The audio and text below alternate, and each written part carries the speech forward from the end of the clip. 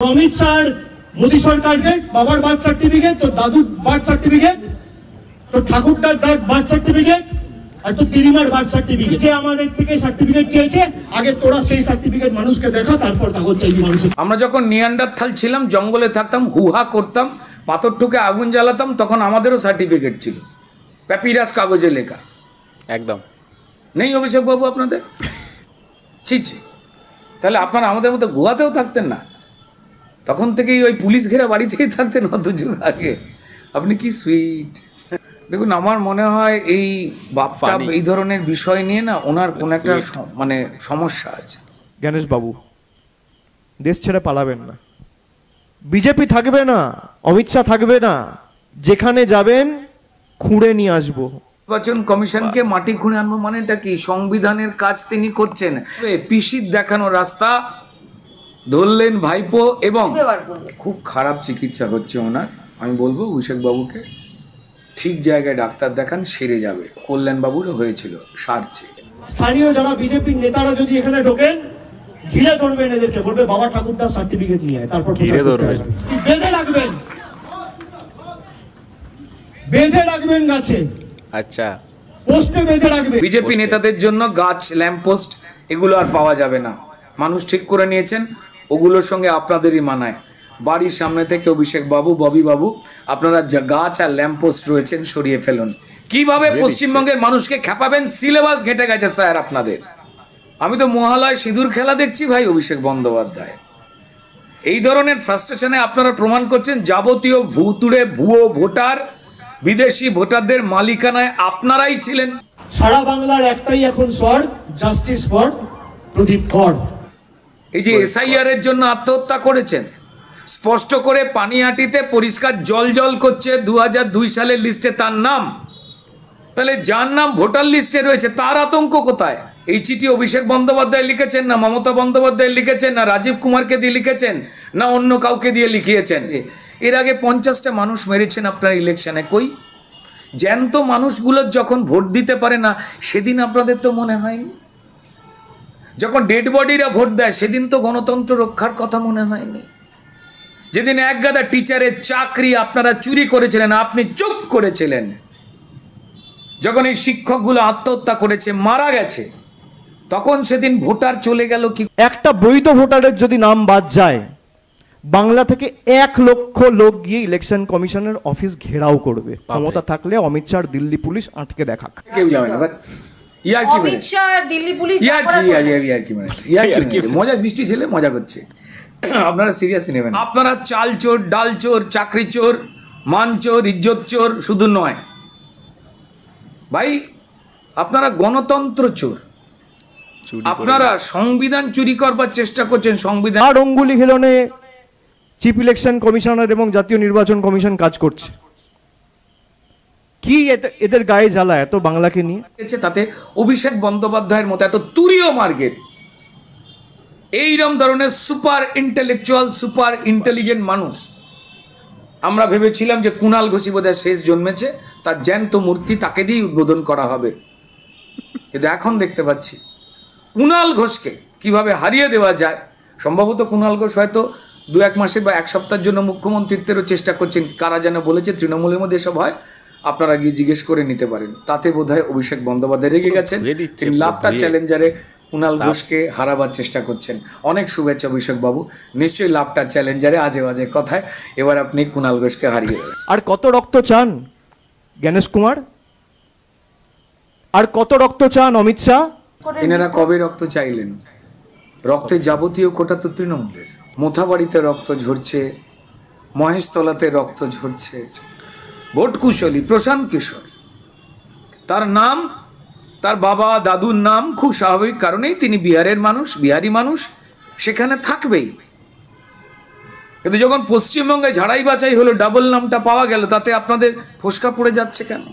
মানে double double card আপনারা রেখে দেন। প্রশান্ত কিশোর তিনি জানিয়েছেন তিনি নাকি অ্যাপ্লাই করেছিলেন, তাহলে সেই অ্যাপ্লাই থেকে নাম কাটেনি কেন? কারা কাটেনি? আপনারা কাটেননি।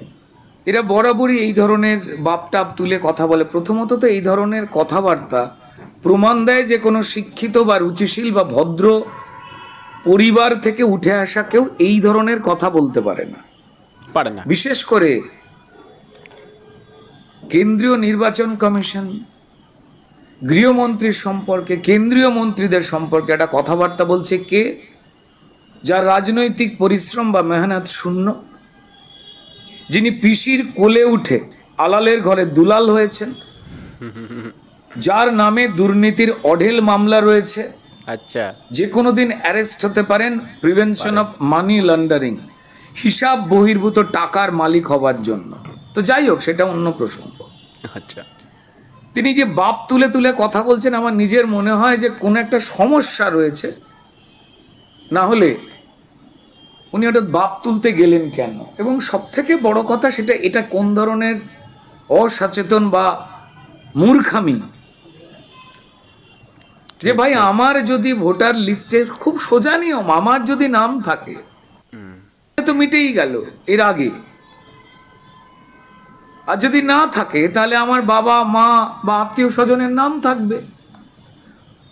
তৃণমূল তাদের যেভাবে ভুতুড়ে এবং অদ্ভুতুড়ে ভোটার, যারা আকাশ থেকে টোপেছে টুপ করে, তাদের দিয়ে ভোটে জিতছে। কারণ তিনি হিন্দু বা মুসলমান, কোনো মানুষ যদি সুস্থ মস্তিষ্কের হয়, পশ্চিমবঙ্গের যে ক্ষয়ক্ষতি এবং দেশের যে ক্ষয়ক্ষতি তারা করছে, সারা পৃথিবীতে এক দেশের মানুষ অন্য দেশের ঢুকে পড়ে নাগরিক হতে পারে না।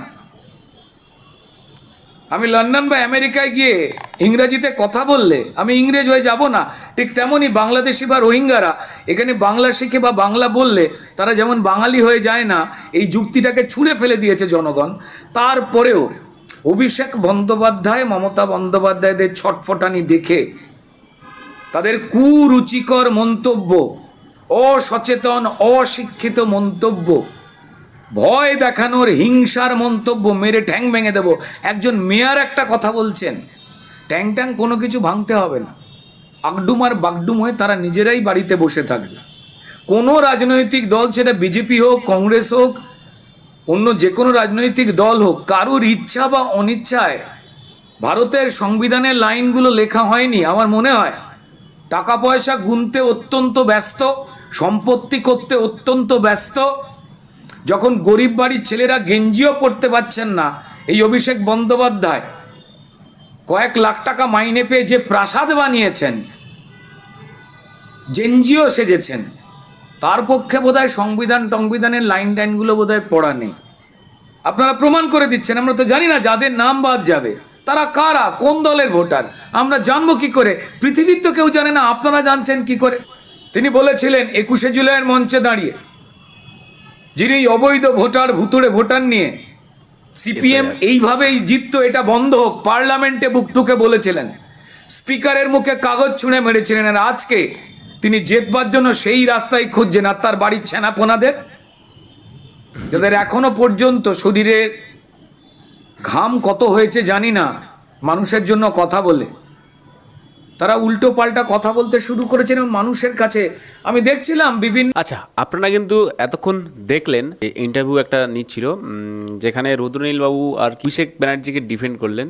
তো অভিষেক কি বললো, মানে প্রথমে আমরা বিষয়টা যেভাবে দেখলাম যে বাপ তুলে একটা গালিগালাজ, একটা খিস্তির একটা মানে কথা আমরা দেখলাম, তো সেটাকে যেভাবে ডিফেম করলো রুদ্রনীলদা, তো বিষয়টা কিন্তু খুবই জঘন্য। ঠিক আছে, পার্টি পলিটিক্স সব কিছুই থাকবে, সব কিছু নিয়ে আমাদের চলতে হবে, কিন্তু তারপরেও কাউকে বা কোনো পলিটিক্যাল নেতাকে, সে হতে পারে ছোট বা বড়, কাউকে বাপ তুলে এরকম ধরনের মানে কথাবার্তা বলা কিন্তু খুবই খারাপ, মানে খুবই জঘন্য, যেটা আমার নিজের মনে হয়।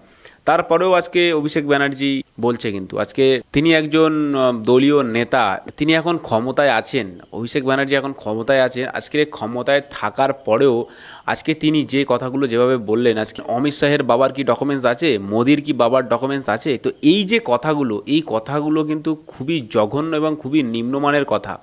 এই কথাগুলো আজকেকার সময় কিন্তু এগুলো মানায় না। মানে এই কথাগুলো আজকে হতে পারে আমি বিপরীত দলনেতা বা আমি বিপরীত পার্টিতে বা আমি ক্ষমতায় আছি, আপনি ক্ষমতায় নেই, কিন্তু তাই বলে আমি আপনার বাপকে নিয়ে বা আপনার পুরো ফ্যামিলিকে নিয়ে, গোষ্ঠীকে নিয়ে কথা বলার কিন্তু ক্ষমতা আমার নেই। কিন্তু আজকে সেখানে অভিষেক ব্যানার্জি কিন্তু এই কাজটা করলো। এই কাজটা আমার নিজের দিক থেকে পার্সোনালি খুবই তো খারাপ লাগলো। এবার আপনারাই কমেন্ট করে জানাবেন যে এই কাজটা ঠিক করলো কি ভুল করলো। এবার তারপরে আমি একটা কথা আসি এসআইআর নিয়ে। আজকে এসআইআর যে হবে পশ্চিমবঙ্গে, যাদের ডকুমেন্টস আছে তাদের তো চিন্তাই ছেড়ে দিন, তাদের কোনো ব্যাপার না, মানে ডকুমেন্টস থাকলে তো পুরো স্যালুট, মানে ভাই তুমি খাও দাও আর ঘুমাও, তোমার কোনো চাপ নেই, ঠিক আছে। আর যাদের ডকুমেন্টস নেই, আমি মনে করছি যে কিছু সংখ্যক মানুষের ডকুমেন্টস নেই, তো তারা কি তাই বলে কি রেজিস্ট্রে থাকতে পারবে না? অবশ্যই থাকতে পারবে। তাদের যদি কোনোটা নিয়ম বা কোনো ব্যবস্থা অবশ্যই গভর্নমেন্ট সেটা করবে, ঠিক আছে, কিন্তু তার জন্য সময় লাগবে। কিন্তু ফার্স্ট এসআইআর যেটা হচ্ছে, এসআইআর হতে গেলে যে প্রসেসগুলো আছে, যে নিয়ম বিধিগুলো আছে, সেগুলোকে তো আমাদের মেনে চলতে হবে। আজকে যদি আমরা সেগুলো না মেনে চলি বা সেগুলো যদি আমরা না করি, তাহলে তো এসআইআরটা পুরো কমপ্লিটই হবে না। আজকে আমরা দুজনের ইন্টারভিউ দেখলাম, আজকে এই ইন্টারভিউ দেখে এবার আপনারাই বিচার করবেন যে কার কথা বলার কেমন ধরন, প্রশ্নের উত্তর দেওয়ার কেমন ধরন। আজকে আমরা পলিটিক্স করতেই পারি, যে যার যেটা পলিটিক্স ভালো লাগে, যে পার্টি যার ভালো লাগে সে সেটা করতেই পারে, তাই বলে কারো বাবা তুলে বা কাউকে পার্সোনাল অ্যাটাক করে কোনো রকম কথা বলা আমি মনে করি এটা উচিত না। এটা একটা জঘন্য, এটা ধিক্কার, আমি এটাকে ধিক্কার জানাই। এই কথাটা এতটাই বাজে কথা, মানে এতটাই খারাপ কথা, যেটা কি বলা যায় না, এটা সোশ্যাল মিডিয়াতে বলা যায় না। এসআইআর নিয়ে আমি দর্শকদের একটাই কথা বলবো, আপনাদের এসআইআর নিয়ে আপনারা চিন্তা করবেন না, উত্তেজিত হবেন না, আতঙ্কিত একদমই হবেন না। এসআইআরটা কোনো ব্যাপার না, এসআইআর হবে মানে আমাদের পশ্চিমবঙ্গে এসআইআর তো শুরু হয়েই গেছে। আর যেহেতু এসআইআর এখন অ্যাক্ট হয়ে গেছে, আইন হয়ে গেছে, সেহেতু আপনারা এসআইআর নিয়ে যত বেশি চেঁচামেচি করবেন, যত বেশি মিটিং মিছিল হবে, তত বেশি কিন্তু প্রবলেম।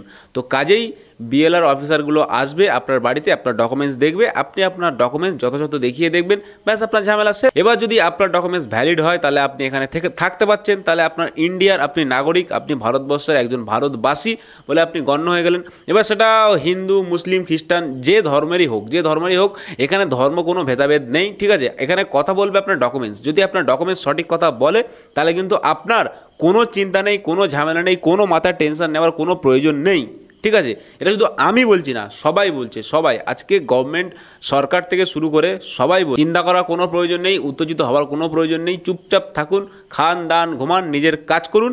যখন আপনার বাড়িতে, আপনার ঘরে যখন আসবে বিএলআর অফিসার, অবশ্যই তাকে আপনার ডকুমেন্টসটা দেখিয়ে দিন, ব্যাস ঝামেলা শেষ।